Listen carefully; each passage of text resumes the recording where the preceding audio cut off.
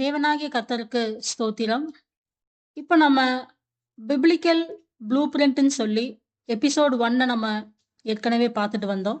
அதுல சிருஷ்டிப்ப குறிச்சு பேசியிருந்தோம்.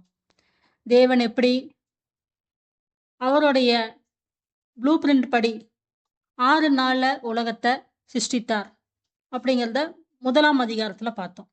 இன்னைக்கு எபிசோட் 2 கிரியேஷனோட லா, சிருஷ்டிப்புக்கு கொடுக்கப்பட்ட கட்டளை. அதிகாரம் 2ஆம் அதிகாரத்திலிருந்து இன்னைக்கு நமக்கு ஆவியானவர் துணையோட இந்த 6 நாள் நடந்த சிருஷ்டிப்போடைய விரிவாக்கம், ஒவ்வொரு பொருளையும் அவர் எப்படி சிருஷ்டித்தார் அப்படிங்கிற விளக்கம் நம்ம ஆவியானவர் துணையோட இன்னைக்கு நம்ம அதை தியானிக்கலாம். இப்போ எபிசோட் 1ல நம்ம தேவன் தாம் சிருஷ்டித்து உண்டு பண்ணின தம்முடைய கிரியைகளை எல்லாம் முடித்த பின்பு அதிலே ஓய்ந்திருந்தபடியால் தேவன் 7ஆம் நாளை ஆசிர்வதித்து அதை பரிசுத்தமாக்கினார்னு பார்த்தோம். அப்போ அந்த கிரியை அப்படிங்கிற வார்த்தைக்கான அர்த்தத்தையும் உங்களுக்கு எபிசோட் 1ல நான் சொல்லியிருந்தேன். இப்போ 4வது வசனத்துல தேவனாகிய கர்த்தர் பூமியையும் வானத்தையும் உண்டாக்கின நாளிலே வானமும் பூமியும் சிருஷ்டிக்கப்பட்ட வரலாறு இவைகளே ஒரு ஃபுல் ஸ்டாப் வச்சிருக்கிறார். இப்ப ஆவியானவர் இந்த இடத்துல பதிவிட்ட இந்த வசனத்துக்கு புதிய ஏற்பாட்டிலையும் அதைய பதிவிடுறார்.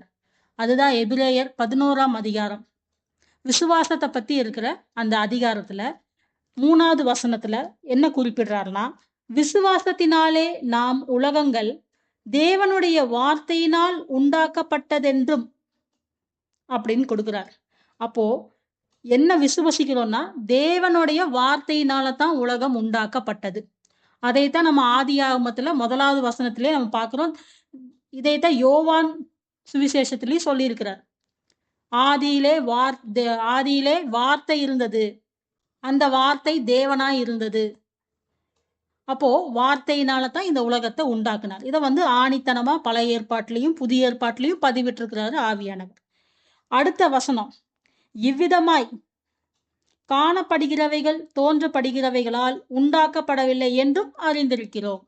ஆவியானவர் பொய்யுக்கு பிதாவாகிய பிசாசானவன். இந்த பொய்யினால அநேக மாயைகளை உண்டாக்கி வச்சிருக்கிறார்.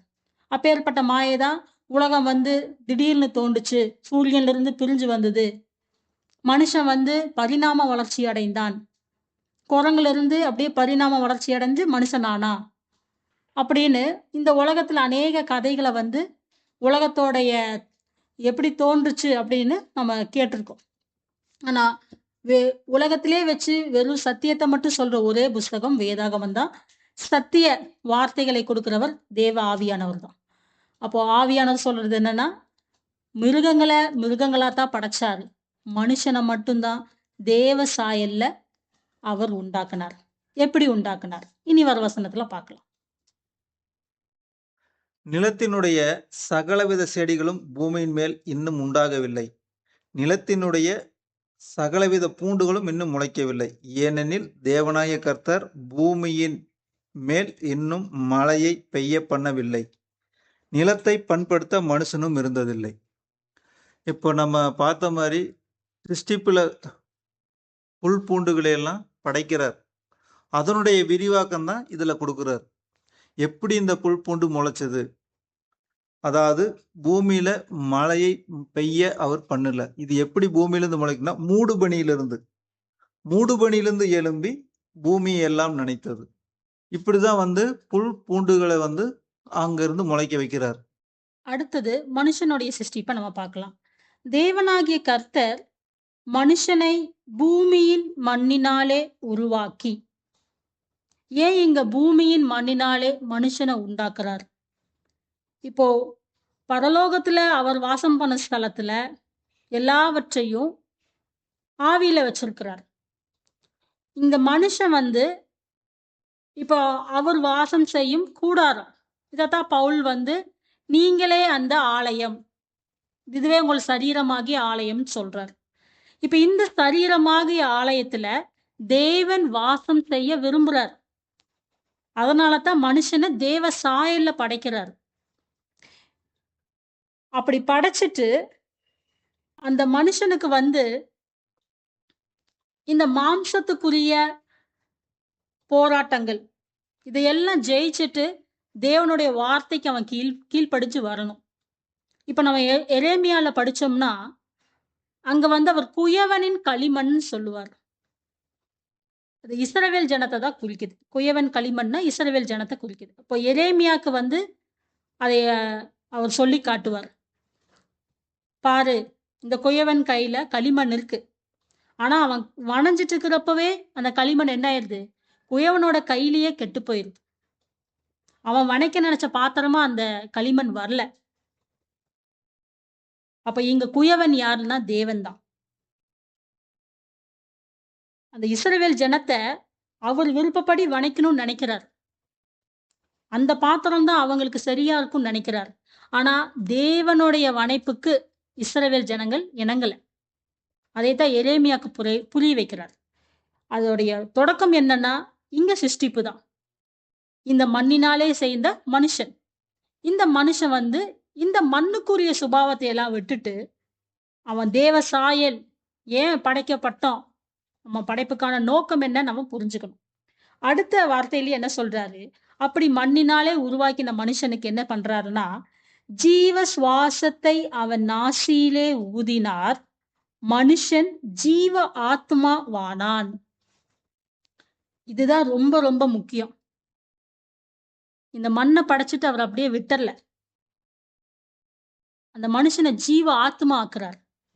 உங்க எல்லாத்துக்கும் தெரிஞ்சிருக்கிறபடி எப்படி தேவன் அப்படிங்கிற பதத்துக்கு திருத்துவம், அதாவது பிதா, குமாரன், ஆவியானவர். எல்லாத்துலயும் 3. மனுஷனுக்குள்ளேயும் ஆவி, ஆத்மா, சரீரம். ஆசரிப்பு கூடாரம், பலிபீடம், பரிசுத்த ஸ்தலம், மகா பரிசுத்த ஸ்தலம். இது இந்த மொத்த அமைப்பையுமே நீங்க எடுத்து பார்த்தீங்கன்னா, இது பிதா வாசம் செய்யும் ஸ்தலம். இப்படி இந்த 3 இருக்கிற அமைப்புக்குள்ளதான் இந்த ஆவியில தான் அவர் வந்து சஞ்சரிக்கிறாரு, எடப்படுறாரு, மனுஷன் கூட வாசம் பண்றாரு. இதே அமைப்பைத்தான் பூமியில மனுஷனுக்கு கொடுக்கிறார். இப்போ பலிபீடத்துல பிரகாரத்துல என்ன நடக்கும்? மாம்சத்தை சுட்டரிக்கணும். அதை சுட்டரிச்சீங்கன்னா தான் நீங்க என்ன பண்ண முடியும்? பரிசுத்த ஸ்தலத்துக்கு வர முடியும்.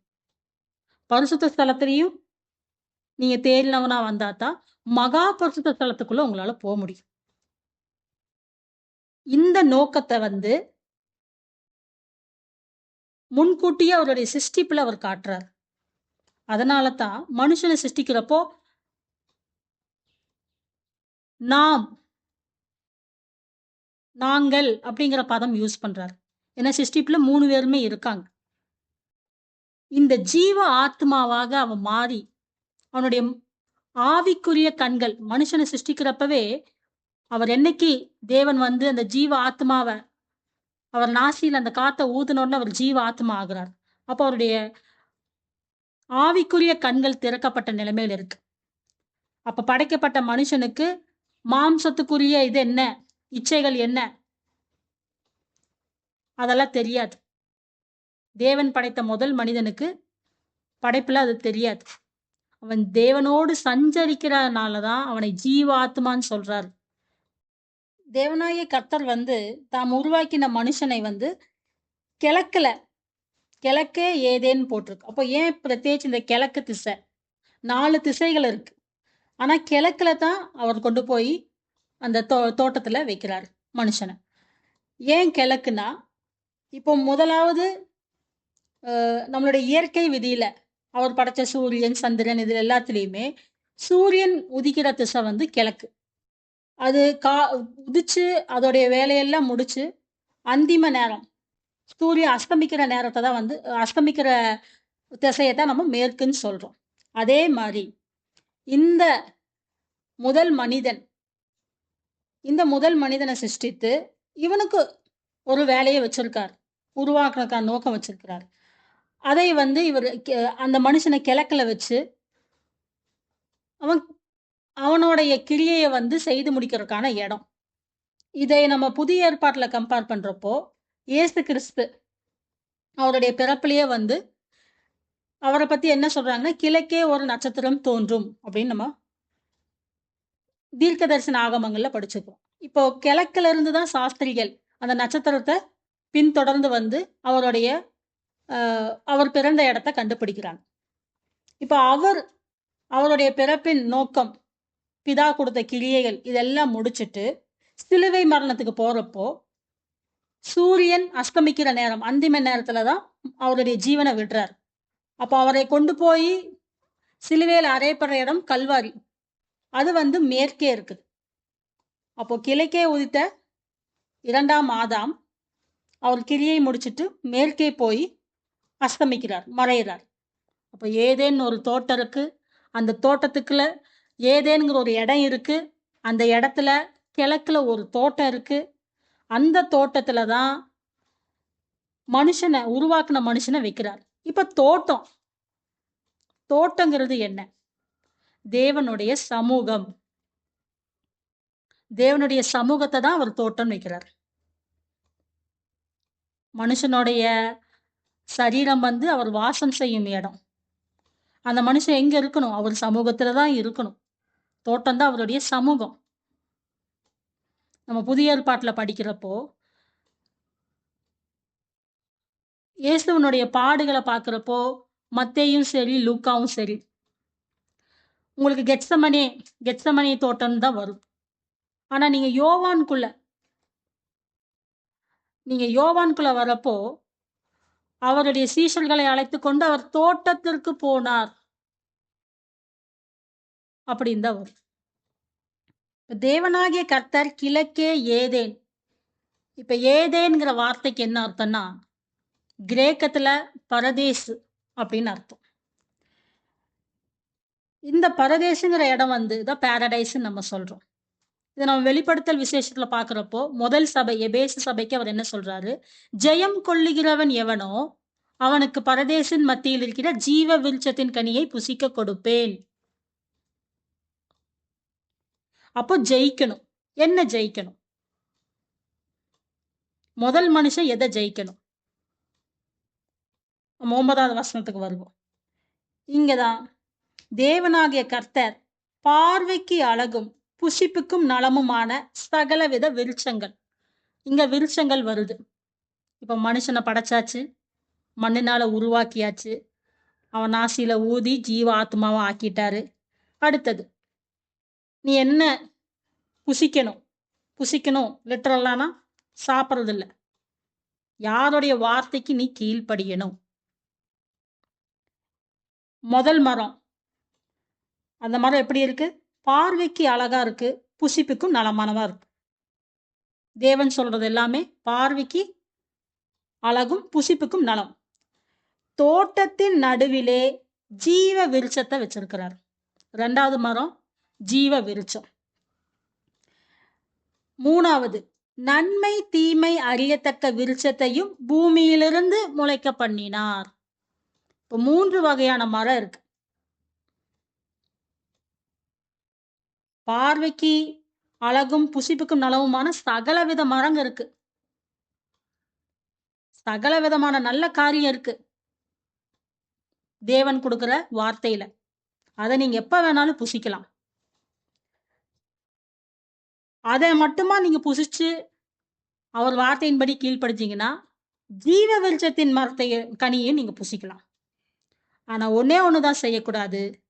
நன்மை தீமை அறியத்தக்க விருட்சத்தை பூமியிலிருந்து முளைக்க பண்ணினார்.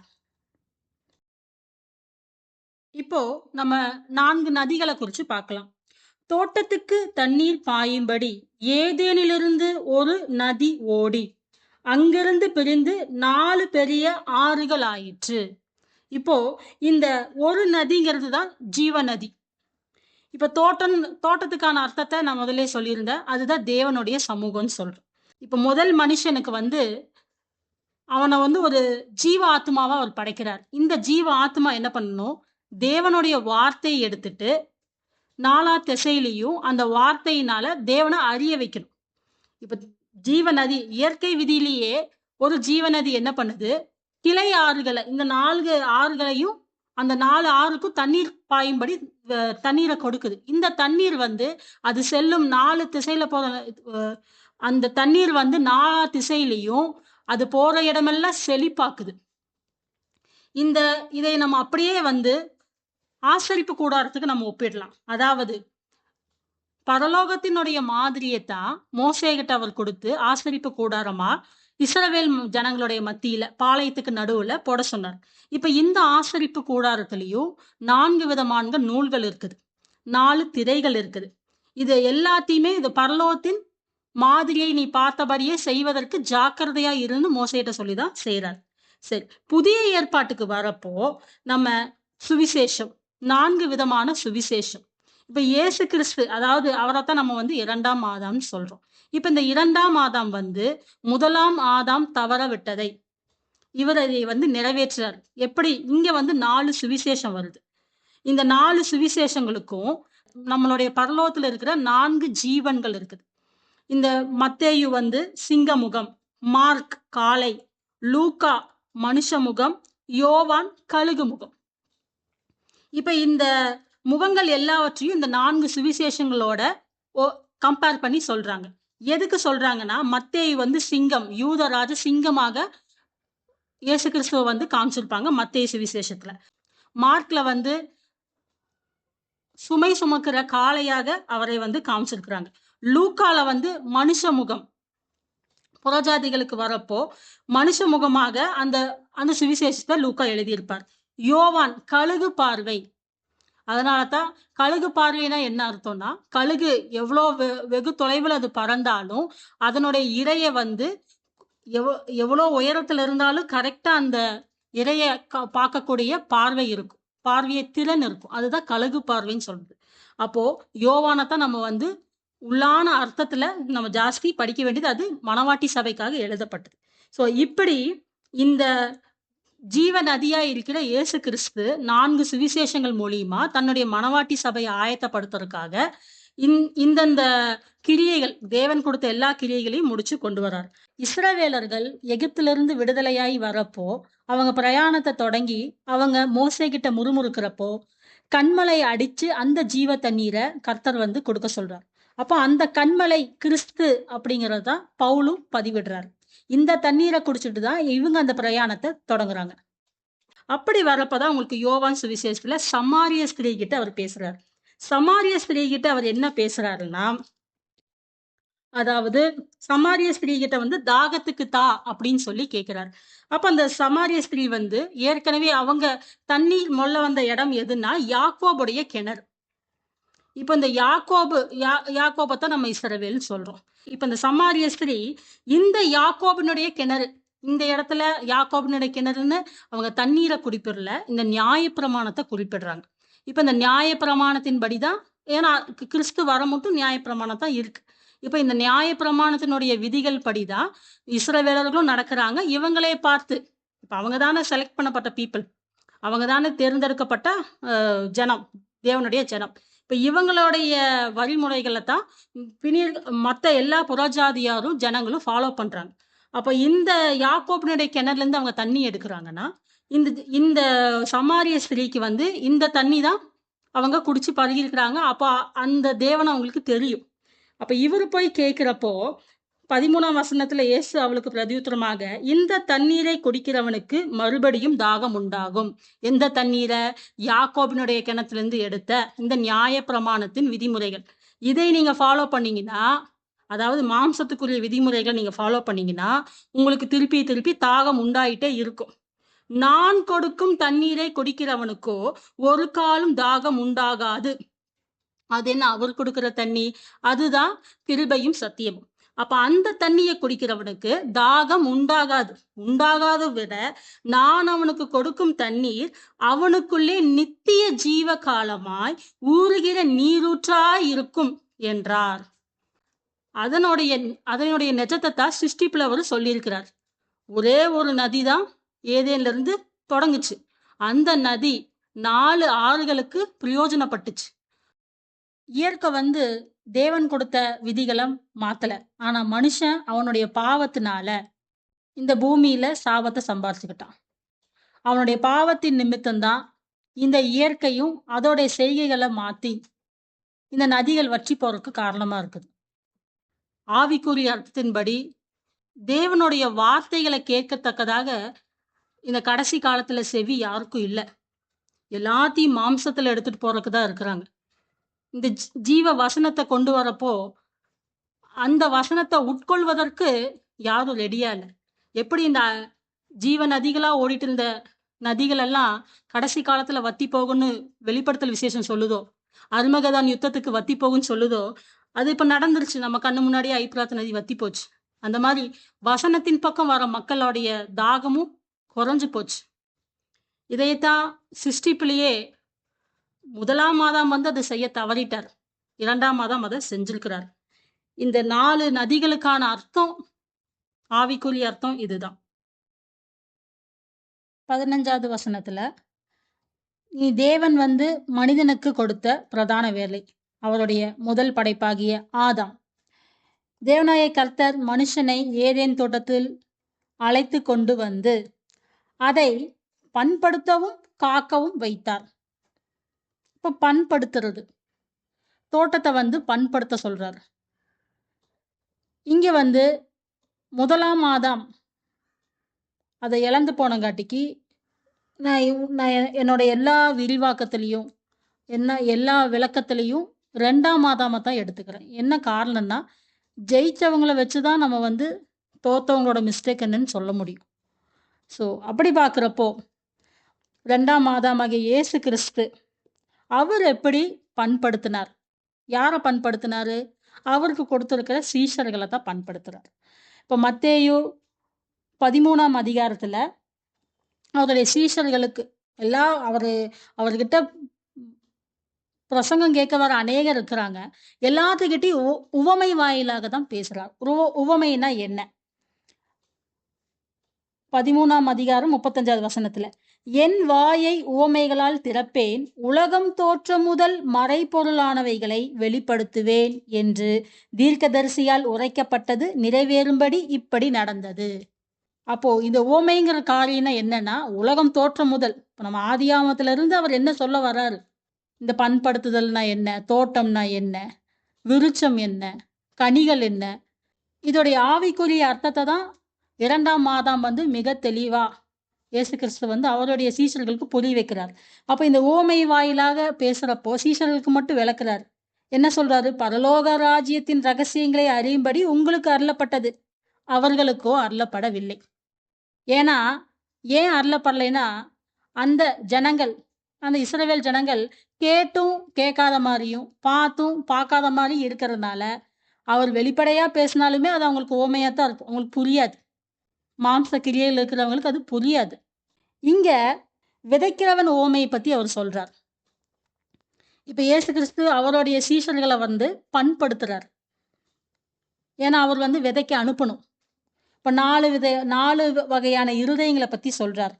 வழியருகே விதைக்கப்பட்டவன், கற்பாறை இடங்கள், முள்ளுள்ள இடங்கள், நல்ல நிலம்.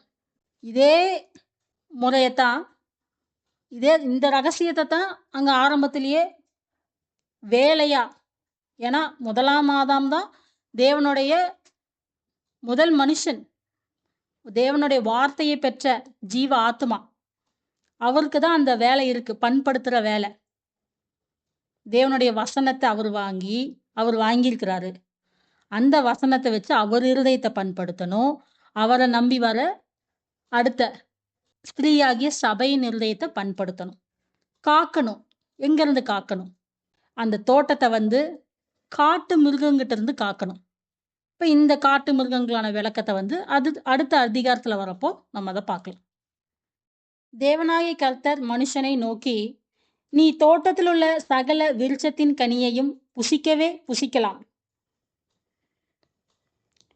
இப்ப விருட்சங்கள பத்தி நம்ம முன்னாடி பார்த்தப்போ 3 வகையான விருட்சம் அங்க சொல்லியிருந்தார். ஆனா கட்டளை, இந்த இடத்துல வந்து மனுஷனுக்கு அவர் வந்து முதல் கட்டளையை கொடுக்கிறார். இந்த இடத்துல 2 விருட்சத்த பத்தி மட்டும் தான் சொல்றார். ஒரு விருட்சம் வந்து சகல விருட்சத்தின் கனியையும் புசிக்கவே புசிக்கலாம். இந்த இடத்துல வந்து முதல்ல கனினா என்னன்னு சொல்ல விருப்பப்படுறேன். இந்த இடத்துல கனினா என்னன்னா, எல்லாரும் போதிக்கிறபடி மாம்சத்துக்கு உண்டான எந்த கனியும் இல்ல. ஆப்பிளு, ஆரஞ்சு, மாம்பழம் இந்த கனியை பற்றியில் அவர் பேச வரல. ஆவிக்குரிய விஷயத்தை ஆவிக்குரிய ரீதியில் பார்த்தா எபேசில் சொல்கிறபடி ஆவிக்குரிய கனிகள், அதே கனிகளை தான் அவருடைய படைப்பாகிய ஆதாமுக்கு கொடுத்துருக்கிறார். அதாவது ஆவியானவர் வந்து அவருடைய இருதயத்தில் என்னென்ன உபதேசம் கொடுக்கிறார், அந்த அந்த ஆத்மா தேவனுக்கு ஏற்ற கனிகளை கொடுக்கும்படி, தேவனுக்கு உகந்த ஆத்மாவா மாறும்படி ஆவியானவர் வந்து போஷிப்பார். அந்த கனியைத்தான் ஆதாம் வந்து உட்கொள்ளணும், புசிக்கணும். அந்த கனியை பற்றி தான் இங்க புசிக்கவே புசிக்கலாம். அது சகல கனிகள் இருக்கு. ஆவியானவர் நமக்கு கொடுக்கறதுல சகல கனிகளுக்கு அது நீங்க புசிக்கலாம், எந்த நிபந்தனையும் கிடையாது. ஆனாலும் நன்மை தீமை அறியத்தக்க விருட்சத்தின் கனியை புசிக்க வேண்டாம். அப்ப புசிக்க வேண்டாம் அப்படின்னு சொல்றது ஒரே விஷயம்தான். என்னன்னா, நன்மை தீமை அறியத்தக்க கனி. அது என்ன நன்மை தீமை? உங்களுக்கு சிருஷ்டிப்பிலேயே பார்க்குறப்போ 6 நாள் சிருஷ்டிப்பு செஞ்ச தேவன் எல்லா இடத்துலையும் அது நல்லது, அது நல்லது அப்படின்னு சொல்லி அந்த இயற்கையாகட்டும், மனுஷனுடைய சிருஷ்டிப்பாகட்டும், அவர் எல்லாவற்றையுமே அவர் நல்லதுன்னு சொல்லி படைக்கிறார். அப்ப மனுஷனுக்கு என்ன தெரியும்? நன்மை மட்டும்தான் தெரியும். இந்த தீமை அறிந்தவன் யார்? பிசாசு. அதுக்கு முன்னாடி அவன் தேவதூதன். அப்போ தேவனுக்கும் தேவதூதர்களுக்கும் தான் தீமைனா என்னன்னு தெரியும், மனுஷனுக்கு தெரியாது. அப்ப இவன் நன்மையை மட்டுமே புசிச்சுட்டு இருந்தா இவனுடைய ஜீவாத்மா, இவனுடைய ஆவிக்குரிய கண்கள் எப்பவுமே திறந்திருக்கும். ஆனா நன்மை தீமை அறியத்தக்க விருட்சத்தின் கனியை புசிக்க வேண்டாம் தான் கட்டளை கொடுக்கிறார். சரி, இப்ப அதை புசிச்சா என்ன? அதை புசிக்கும் நாளிலே சாகவே சாவாய். என்ன சாகும்? சாகவே சாவாய்ங்கிறார். அதுக்கு வேற ரெமடியே இல்லைன்னு சொல்றாரு. ஆதாமுக்கு, முதலாம் ஆதாமுக்கு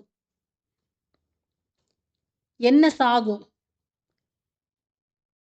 இப்ப அந்த மண்ணினால உருவாக்குன மனுஷனுக்கு ஜீவ சுவாசத்தை ஊதி ஜீவாத்மா ஆகிறாரு. அப்ப அவருடைய ஆவிக்குரிய கண்கள் திறந்திருக்கு. எப்ப மட்டும் திறந்திருக்கும்? நன்மையானதை புசிக்கிற மட்டும்தான் திறந்திருக்கும். நன்மை தீமை கனியை நீ புசிச்சீனா அது சாகவே சாகும். இதுதான் முதலாம் கட்டளை. இந்த கட்டளை உங்களுக்கு நல்லா புரிஞ்சிருக்கும்னு நினைக்கிறேன். இதுதான் கனி, விருட்சம் நம்ம தான். நம்மளுக்குள்ளதான் அந்த கனிகள் வரும். ஆவிக்குரிய வரங்கள் இவ்வளவு இருக்குன்னு பவுல் சொல்லியிருப்பார். இப்ப பரலோகத்துக்கு போறதுக்கு வரங்கள் பிரதானம் கிடையாது. ஆனா கனிகள் இருந்தா மட்டும்தான் போக முடியும். அதே கனியத்தான் இந்த ஆதி ஆகமத்திலிருந்தே அவர் ஆரம்பிச்சிருக்கிறார். ஆதாம் இன்ன கனியத்தான் புசிக்கணும். தேவனாகிய கர்த்தருடைய வார்த்தை, பரிசுத்தாவியானவர் கொடுக்கிற வார்த்தை, இதுதான் கனி. உங்க ஆத்மாவை பண்படுத்துற வார்த்தைகள் உங்களுக்குள்ள கனியை கொடுக்கும். உங்க ஆத்மாவுக்கு கனிகளை கொடுக்கும். தேவனுக்கு உகந்த கனியை கொடுக்கும். சரி, இதுதான் முதலாம் கட்டளை. அடுத்தது, தேவனாகிய கர்த்தர் மனுஷன் தனிமையா இருப்பது நல்லதல்ல, ஏற்ற துணையை அவனுக்கு உண்டாக்குவேன் அப்படிங்கிறார். அப்போ மனுஷனை சிருஷ்டித்தாச்சு. சிருஷ்டித்து முடிச்ச மனுஷனுக்கு எங்க வைக்கணும், என்ன வேலை, என்ன கட்டளை எல்லாம் முடிச்சிட்டாரு. இப்ப அவர் மனசுக்குள்ள என்ன சொல்லிக்கிறாரு? மனுஷன் வந்து தனிமையா இருக்கிறது நல்லதல்ல. இப்ப அது வந்து அவருடைய இருதயத்துல அவர் சொன்ன வார்த்தை. இப்ப இது வந்து மனுஷனுக்கு புரியணும் இல்லையா? எல்லாத்தையுமே மனுஷனுக்கு புரிய வச்சுதான் கொண்டு வர்றாரு. ஏன்னா அது மட்டும் ஆதாம் வந்து மனுஷன் வந்து என்ன பண்றாப்படி? நன்மையை மட்டும்தான் புசிச்சுட்டு இருக்கிறார். அவர் இன்னும் ஜீவாத்மா தான் இருக்கிறார். சரி, தேவனாகிய கர்த்தர் வெளியின் சகலவித மிருகங்களையும் ஆகாயத்து சகலவித பறவைகளையும் மண்ணினாலே உருவாக்கி, அப்போ மிருகங்களையும் பறவைகளையும் என்ன பண்றாரு? அதையும் மண்ணினால தான் செய்யறாரு. ஆதாம் அவைகளுக்கு என்ன பெயரிடுவான் என்று பார்க்கும்படி அவைகளை அவனிடத்தில் கொண்டு வந்தார். இப்ப ஆதாமுக்கு யார் பேர் வச்சா? தேவனாகிய கர்த்தர் தான் ஆதாமுக்கு பேர் வைக்கிறார். எல்லாத்தையும் கத்துக் கொடுக்கிறார். அவரை போலவே தன் சாயலாக படைக்கப்பட்ட மனிதனுக்கும் சகல ஞானத்தையும் கொடுத்திருக்கிறார். அப்ப அவர் ஒரு விஷயத்த செஞ்சு காட்டுறாரு. அதே மாதிரி ஆதாம செய்ய வைக்கிறதுக்கும் பழக்க வைக்கிறார்.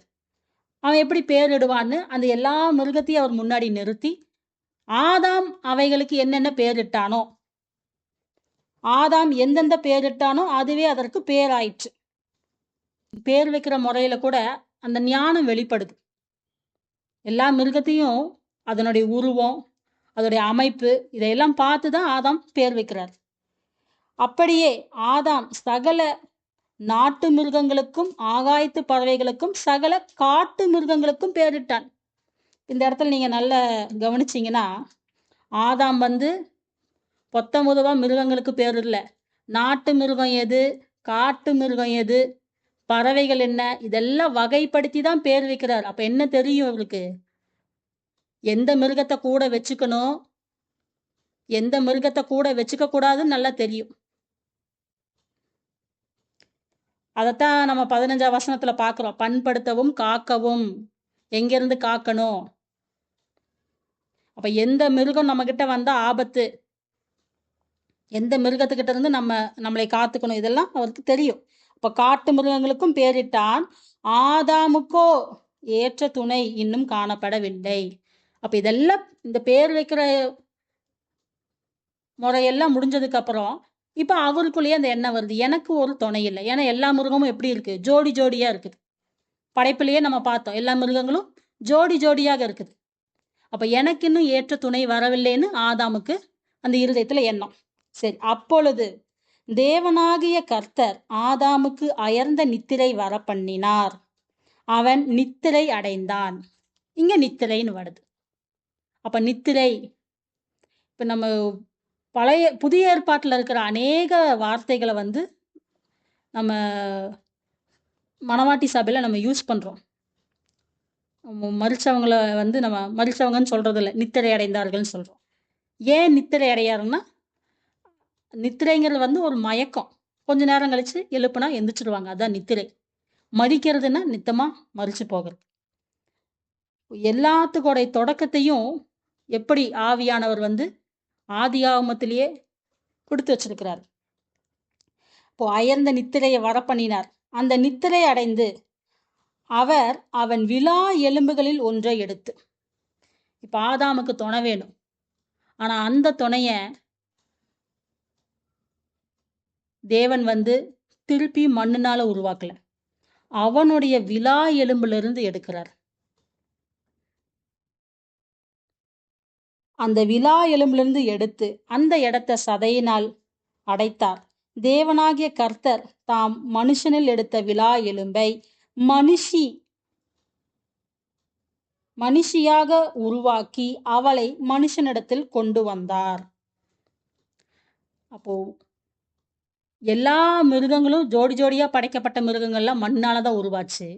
ஆனா ஆதாமுக்கு ஜோடியை வந்து விலாவிலிருந்து தான் எடுக்கிறார். விலா எலும்பை எடுத்து மனுஷியாக உருவாக்கி திருப்பி ஆதாம் கிட்டயே கொண்டு வரார். அப்பொழுது ஆதாம், எல்லாவற்றுக்கும் பேரிட்ட ஆதாம் இப்ப மனுஷிய பார்த்து என்ன சொல்றாரு? அப்பொழுது ஆதாம், இவள் என் எலும்பின் எலும்பும் என் மாம்சத்தின் மாம்சமுமாய் இருக்கிறாள்.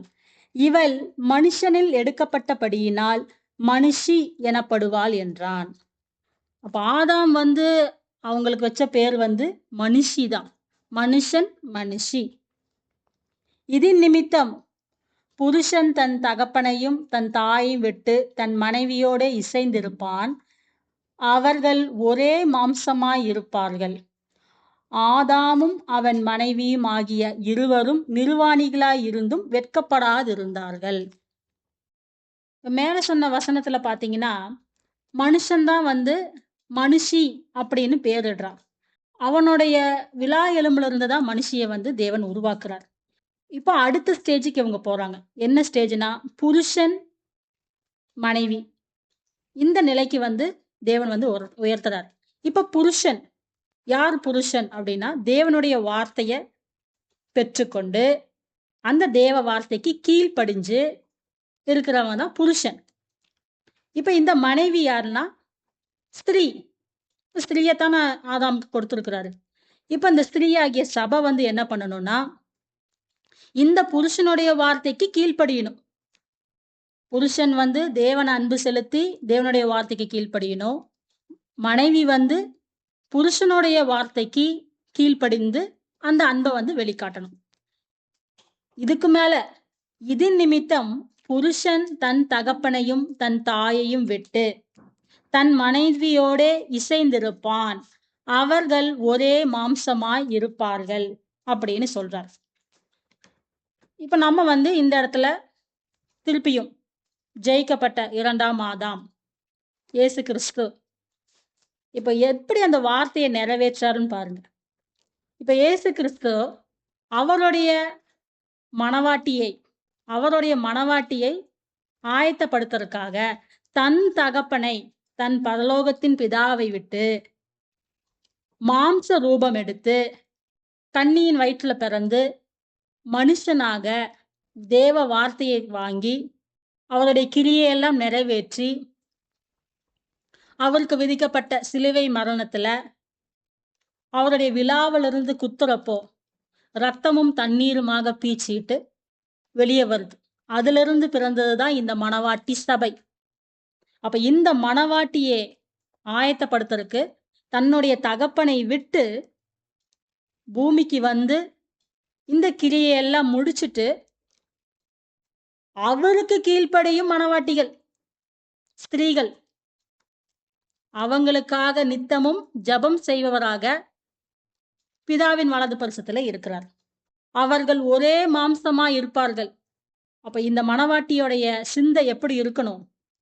புருஷனுக்கு ஏற்ற அந்த வார்த்தைகளை கொடுத்த இந்த புருஷனுக்கு ஏற்ற சிந்தையோட இருக்கணும். அதுதான் ஒரே மாம்சம். ஆதாமும் அவன் மனைவியும் ஆகிய இருவரும் நிர்வாணிகளாய் இருந்தும் வெட்கப்படாதிருந்தார்கள். ஏன் வெட்கப்படல? நிர்வாணினா முதல்ல என்ன? உன் நிர்வாணம் என் கண் முன்னே தெரிகிறதுங்கிறார். என்ன நிர்வாணத்தை சொல்றார்? உங்கள் பாவம்தான் நிர்வாணம். தேவனுக்கு முன்பாக நீங்கள் நீதியின் வஸ்திரத்தை அணியாத போது, அந்த நீதியின் வஸ்திரத்தை நீங்க அணியலைன்னா உங்க நிர்வாணம் தெரியும். அதத்தான் அவர் நிர்வாணிங்கிறார். இப்ப இவங்க வந்து நிர்வாணிகளா இருந்தும் வெட்கப்படல. ஏன்னா அவங்க நீதியின் வஸ்திரத்தை போட்டிருக்காங்க. இந்த அதிகாரம் மட்டும் அவங்க கட்டளைய மீறல. ஆதாமும் அவருடைய ஸ்திரீயும் தேவனுடைய வார்த்தையை கேட்டு நன்மையானவற்றை மாத்திரம் புசித்து கொண்டு இருக்கிறாங்க. இந்த அதிகாரம் முழுக்க 1ஆம் ஆதாம குறிச்சும் 2ஆம் ஆதாம குறிச்சும் நம்ம அநேக விஷயங்களை வந்து ஆவியானவர் மூலியமா சம்பாஷிச்சோம். இப்ப மணவாட்டி சபையை ஆயத்தப்படுத்துறதுக்கு தான் ஆதியாமத்திலிருந்து தேவன் நமக்கு இதெல்லாம் கொடுக்கிறார். இப்ப இயேசு கிறிஸ்து மணவாளன் மணவாட்டி சபைக்காக தன்னுடைய ஊழியத்தையும் ஜீவனையும் ரத்தத்தையும் எல்லாத்தையுமே கொடுத்துட்டு போயிருக்கிறார்.